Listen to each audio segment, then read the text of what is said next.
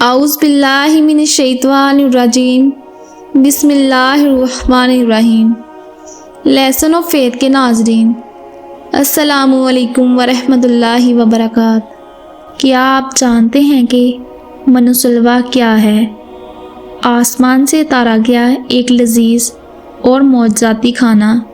یہ کھانا کیوں اتارا گیا تھا؟ اور یہ کھانا زمین پر آسمان سے آتا تھا یا زمین میں اگتا تھا؟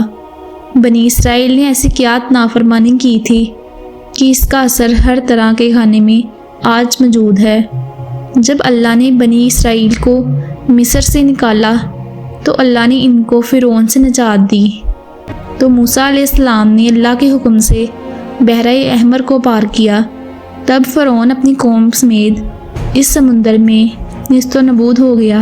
جب حضرت موسیٰ علیہ السلام کو کچھ اطمینان نصیب ہوا تب اللہ تعالیٰ کے حکم سے آپ نے بنی اسرائیل کے ساتھ سفر بیت اللہ کا شروع کیا۔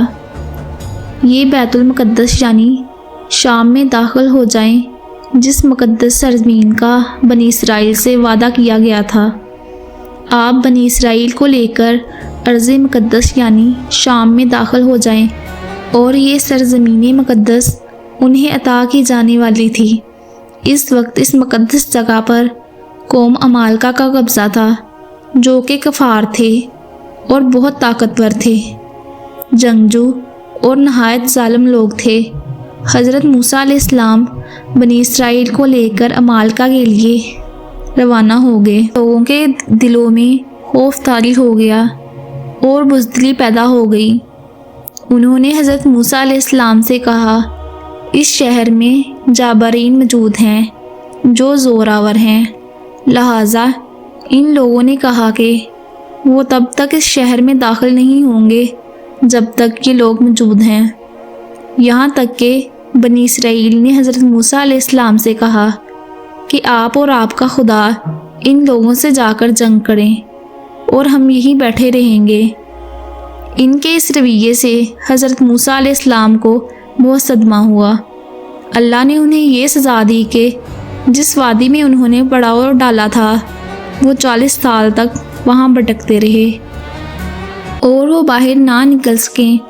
اس میدان کا نام میدان ٹیا تھا، جو 27 میل کے رقبے پر مشتمل تھا۔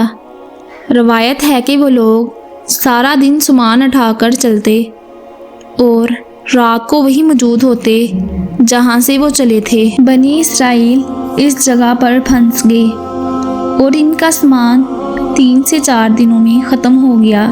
تو ساری کی ساری قوم نے توبہ استغفار کرنا شروع کر دی اور معافیاں مانگنے لگے۔ میدان ٹیا میں ہونے والی اس سخت امتحان کو دیکھ کر حضرت موسیٰ علیہ السلام کو اپنی قوم پر رحم آیا۔ آپ علیہ السلام نے اللہ کی بارگاہ میں ان کے لیے دعا فرمائی۔ اسرائیل کے لیے اس میدان میں بے شمار عطائیں اور نعمتیں عطا کی۔ جب بنی اسرائیل کو پیاس کی شدت محسوس ہوئی تو حضرت موسیٰ علیہ السلام نے اللہ کے حکم سے چٹان پر اپنا عصا مارا تو اس سے اسرائیل کے 12 قبیلوں کے لیے 12 چشمے جاری ہو گئے۔ چونکہ میدان وسیع عریض تھا اور سر چھپانے کے لیے کوئی جگہ موجود نہیں تھی، سورج کی دھوپ اور تپش سے بنی اسرائیل بدحال ہو جاتے تھے، لہٰذا ایک بہت بڑا سفید بادل بنی اسرائیل کے لوگوں پر سایہ کرتا اور میدان کے بیچوں بیچ ایک چمکدار ستون اترتا جس کی روشنی سے وہ لوگ کام کرتے۔ اس کے علاوہ بھی اللہ تعالیٰ نے ان پر بہت سی عنایتیں کی تھیں۔ انہی عنایتوں میں سے ایک عنایت من و سلوہ تھا۔ دراصل اللہ تعالیٰ نے ان کے لیے 2 قسم کے کھانے اتارے تھے، ایک کا نام من اور دوسرے کا نام سلوہ تھا۔ من شہد جیسی میٹھی غذا تھی۔ انجیل کی کتاب خروج بھی لکھا ہے، جب یہ شبنم سوکھ گئی تو انہوں نے دیکھا کہ میدان میں گول چھوٹی چھوٹی غذا پڑی ہے، جسے انہوں نے اٹھا لیا۔ بنی اسرائیل اس کو دیکھ کر کہنے لگے، من یہ کیا ہے؟ حضرت موسیٰ علیہ السلام نے کہا، یہ وہ غذا ہے جسے خداوند کریم نے تمہیں کھانے کے لیے دی ہے، اور اس نے پہلے تمہیں آزمایا، پھر وہ من جس نے تمہارے باپ دادا جانتے تھے تجھ کو کھلایا تاکہ تو جان سکے کہ روٹی جو تم لوگ کھاتے ہو انسان اس پر ہی صرف زندہ نہیں رہ سکتا۔ من دراصل شربتی گون تھا جس کا ذائقہ شہد جیسا تھا۔ یہ گون وہاں کے پیڑ پودوں پر جمع ہو جاتا، بنی اسرائیل ہر صبح جمع کر کے کھا لیتے۔ یہ ہر ایک کے لیے تقریباً 4 کلو اترتی تھی۔ جو اس وقت سویا رہتا تھا وہ اس دن کی خوراک سے محروم رہتا تھا۔ اور سلوا ایک قسم کا بٹیر تھا جو جنوب کی طرف سے ہوائیں چلتی تو ان پرندوں کے ہجوم شام کو ان کے خیموں کے قریب آ کر بیٹھ جاتے۔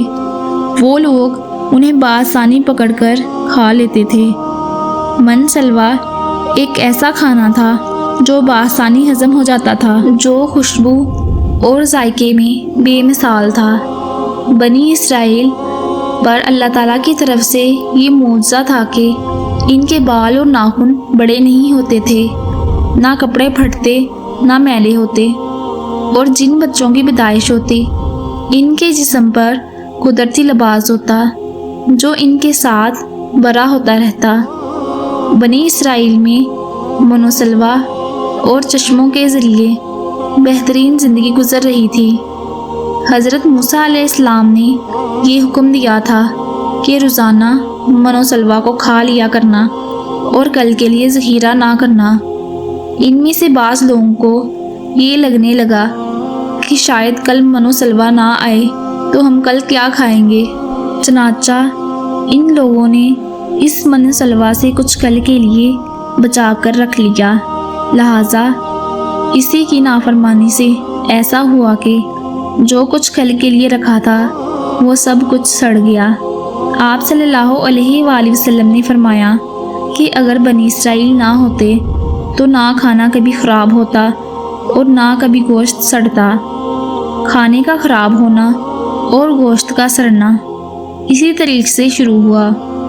دنیا کے مختلف کتابوں میں کھانے کے اترنے کا ذکر ملتا ہے۔ بدھ مت کے مطابق جب آسمان کا ایک چکر مکمل ہوتا ہے تو آسمان سے غذائیں برسنے لگتی ہیں۔ اسی طرح ہندو مت کی مذہبی کتابوں میں بھی رگوید اور اتروید میں بادلوں سے شہد پرسنے کا حکم ملتا ہے، اور قدیم یونانیوں کے ہاں بھی ایک آسمانی غذا کا ذکر ملتا ہے جس کا ذائقہ شہد جیسا تھا۔ یہی شہد جب سمندروں پر برستا تو وہ دودھ کی طرح سفید ہو جاتا۔ ہم نے دیکھا کہ خدائے برحق نے سمندر کا راستہ چیر کر ان کے لیے راستہ نکالا اور ٹیا میدان میں ان کے لیے سایہ بھیجا۔